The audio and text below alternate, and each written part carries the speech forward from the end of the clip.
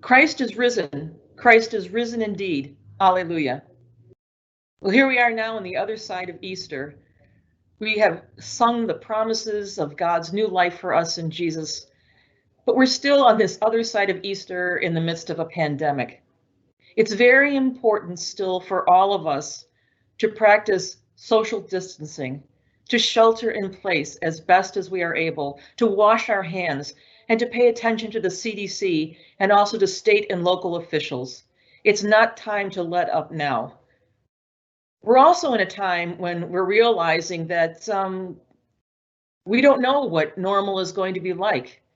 Easter was a combination for me of great joy, but also sadness. I couldn't be with other people in worship. And it was a loss there. And I think in a lot of ways we are experiencing loss, which means there's grief. And I ask us all to take the time to grieve in this period for things that we've lost, being together, just hopping over to a friend's house to share a cup of coffee, our mobility, and also, not least, the loss of so many to this disease. But I want us to think about a third thing, and that is, this is a little bit like expecting a baby. A friend of mine used this analogy for me, and I mean back in the day, like my mother's generation. No one had gender reveal parties because we didn't know who the person was going to be.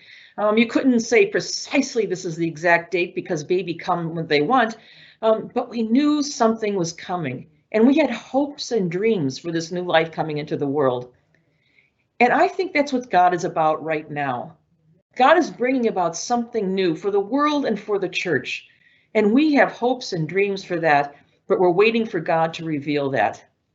So in the meantime, in our anxiety, in our joy, in our hope, let's remember, Christ is risen. Christ is risen indeed. Alleluia.